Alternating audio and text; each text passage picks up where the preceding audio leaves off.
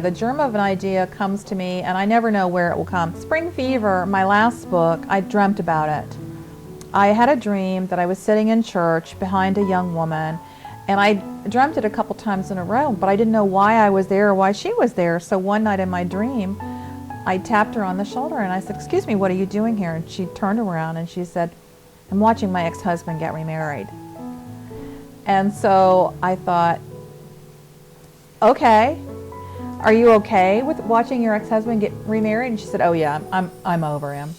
But I knew that she wasn't over him. I knew she was lying to herself and she was lying to me. So when I woke up, I thought, that's a book. Now, Ladies' Night, the book that will come out in June, I got that idea from a newspaper article I read about a guy who wrote a book called, I think it was called 100 Uses for My Ex-Wife's Wedding Dress. And it was a book about revenge. And I thought, what if I wrote a book about a group of people who all get together over the fact that they've all been about revenge. You gather pieces of things and then they are woven into something, and then they're filtered through my thought process. So no character is any one person, and yes, there are pieces of me. Every character probably is a little bit autobiographical, but just a little bit. And I never know which little bit it is because I think it when it's working, kind of happens organically. You're just writing and you go, oh, where did that come from? I've written a couple series. Callahan Garrity was the heroine of the mystery series I wrote, set in Atlanta. And then I've written 3 books with Wheezy Foley that are set in Savannah. And actually I'm getting ready to write a 4th with Wheezy. And Wheezy's an antique dealer in Savannah, and antiquing is a love of mine. It's just, I think it's whatever book I'm just working on, that character is closest to my heart right then and there.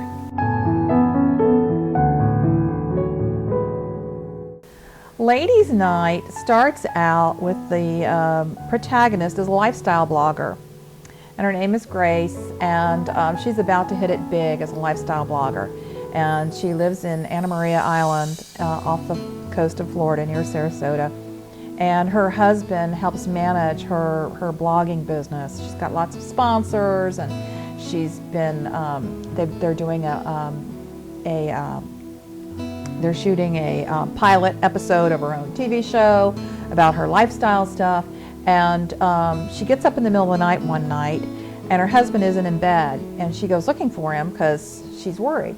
And the light's on in the garage, or actually the light is not on. She goes outside to the garage, and she opens the garage door, and she discovers her husband in his $175,000 convertible sports car with her 26-year-old assistant.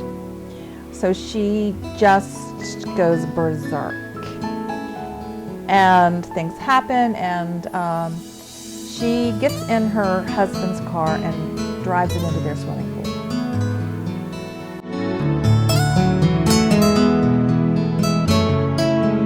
It's like drugs. You start out as a user and you end up a dealer. I have always loved old things, antiques, and I've always been on a budget. And so I go to estate sales. If I'm home here in Atlanta, I'm at an estate sale. I get all the emails, and I love estate sales. I like dead people's stuff. Isn't that awful? And then so now I've got more than I can use, so I have a little booth where I sell my treasures. Write whether you're getting paid, write whether nobody reads it or not. Come up with a story idea and then come up with the ending for your story. The only difference between somebody who wants to write and somebody who does write is just putting your butt in a chair and putting your fingers on the keyboard and doing it. And you do it long enough and revise it long enough, and eventually you'll have something.